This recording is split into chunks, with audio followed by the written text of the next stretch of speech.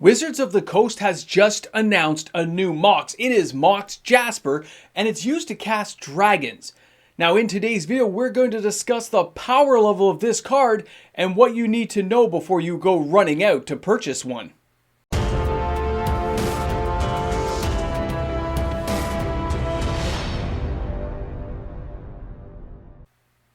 Judging by the interest we have already seen in this card, players are losing their minds, but really let's break this down and just see how powerful Mox Jasper really is.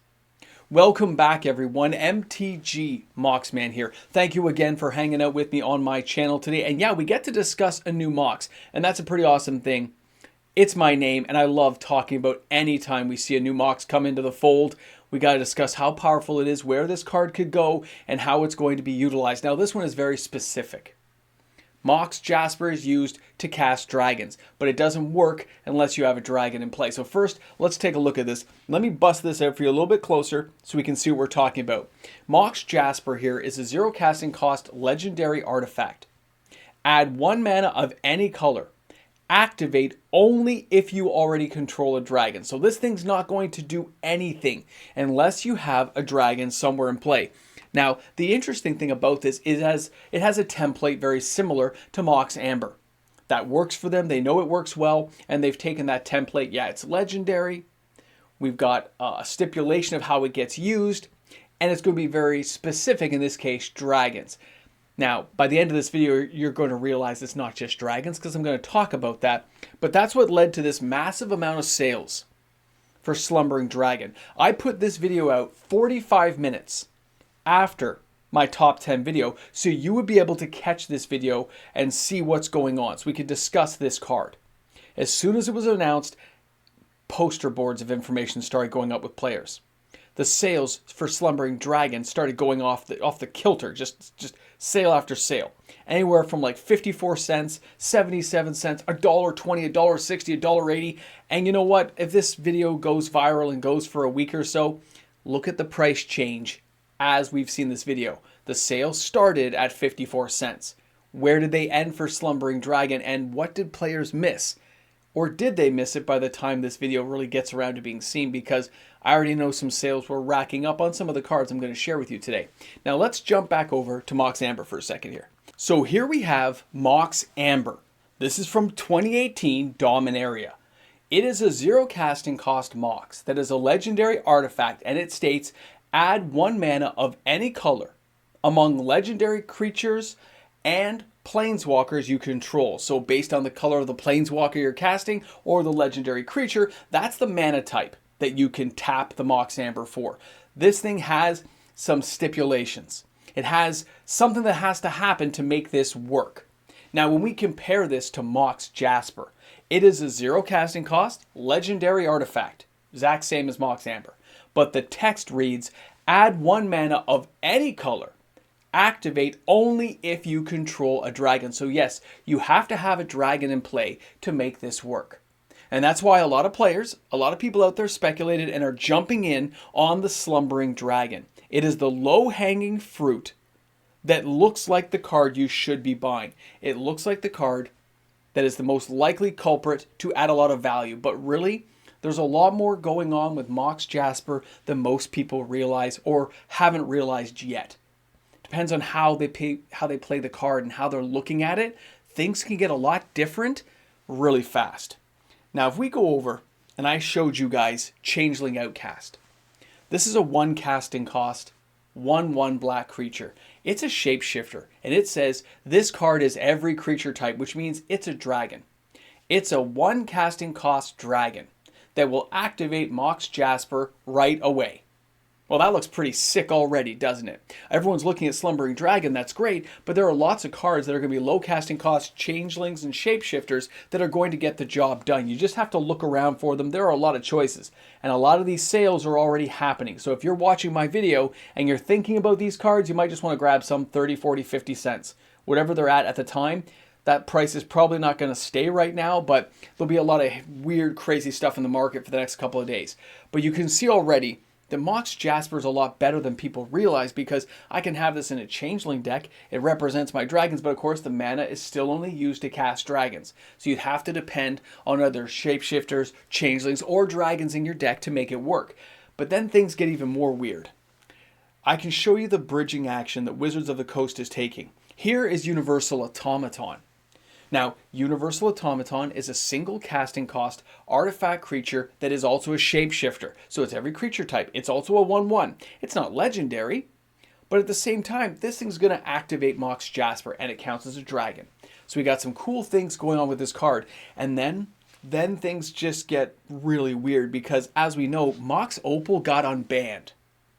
And when that card got unbanned, everyone's like, oh my goodness, this thing's back in play. It's insane. This card's so powerful. It has Metalcraft. Add 1 mana of any color. Activate only if you control 3 artifacts. Well, of course, Mox Jasper is a 0 casting cost. Universal Automaton is a 1 casting cost. You could actually activate Mox Opal basically on turn 1. There's a lot of options here, a lot of mana rep that is going to be possible. It looks like they are almost recreating the Moxen from the original Magic the Gathering at a weaker level that makes them much more playable, but still very powerful. And it will add a lot of value. Now, are we going to see a lot of Mox Opal sales? We already have. Are we going to see a lot of Mox Amber sales? They've already been happening. They are raising the value of those cards. And let's not forget one more little piece to that puzzle, and that, of course, is going to be Chrome Mox. A 0 casting cost artifact with imprint. When the Chrome Mox enters the battlefield, you may exile a non-artifact, non-land card from your hand, add 1 mana of any of the exile cards' colors. And there's lots of reasons you want to exile things and get rid of stuff at the same time, still being able to tap for mana right away.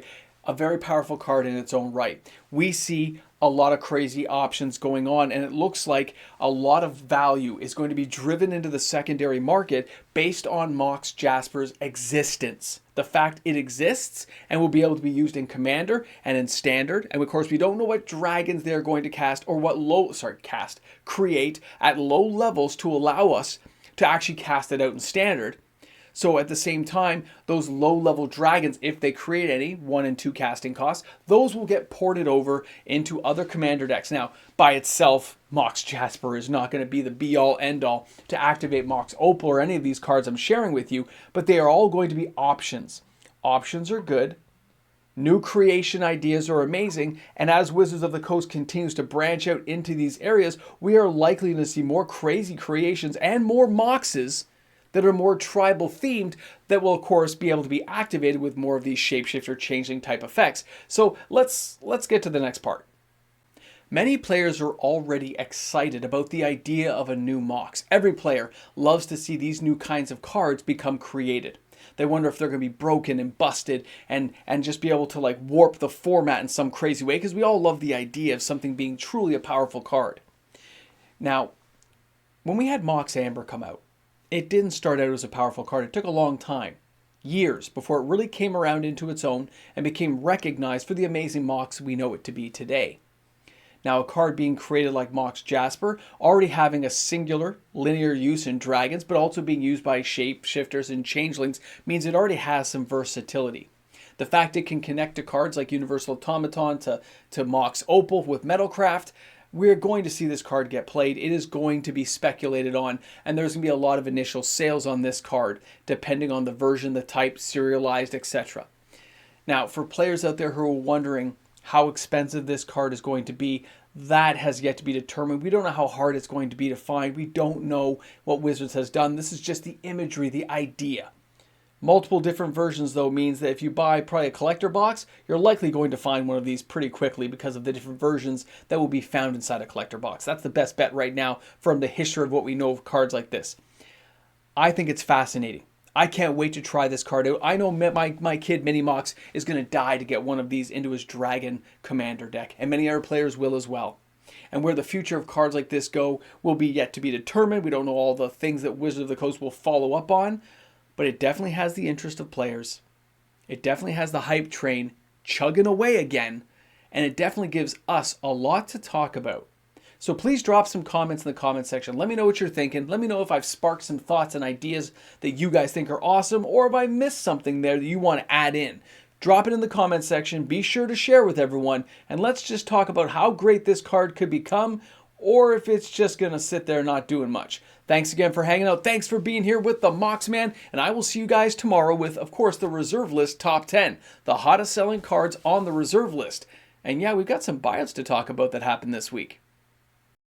Here we are at the end, and thanks again to all the patrons out there for making this happen. Guys, these bonus videos, all this extra work, time, and research, it's because of the patrons and YouTube membership members who support my channel that I'm able to go ahead and do this. So thanks again for that support, because it's important to note you guys and, kind of sing your praises each and every day. I look forward to seeing you guys tomorrow with another video, the Reserve List Top 10, and the live stream, 6:30 Eastern Standard Time.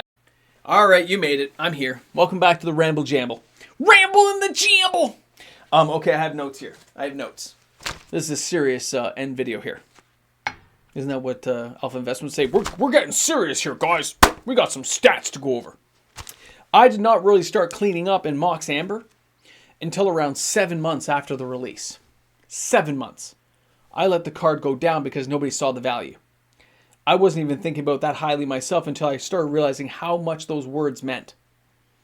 And how they could create low casting cost planeswalkers. Now here's where things that I didn't mention in the video that I'll mention here. There is nothing stopping them from creating Dragon, Shark, Pirate, Hydra. Dragon, Fairy, Kitty, Dragon. The fact they can subtext Dragon into so many different things means that you could build these multilingual decks still using Mox Jasper, because they've been branching out into a lot of multi-titled cards with different creature types embedded in the card. I didn't put that in the main video, but I'm thinking about it all the time. And I'm looking at this card saying it's probably going to be a $10 to $15 card, and it's probably going to stay there for a while. Would I buy 4? Absolutely, I'll buy 4. I will, because no matter what, I want to have at least a play set. And although it's kind of set to dragons right now, Changeling Shapeshifter, we know how they do these subtypes now. We know from Capenna and other things that they've gone ahead and done these crazy kind of character creation cards, and they'll probably continue to do so, especially if they want the value to rise. They'll start giving you more of them. There'll be a whole year where we have Tarkir Dragonstorm, but there'll be other connecting sets later on in Standard that could raise that value and then bleed into the secondary market where we see ourselves in Commander. So do not sleep on cards like this. If you get one, definitely don't sell it. I would hold on to it. And if I see them cheap, well, it's a Mox after all. We know what happens with Moxes. Who, me? Could I collapse the market of Mox Amber? Yes. Yes, I could.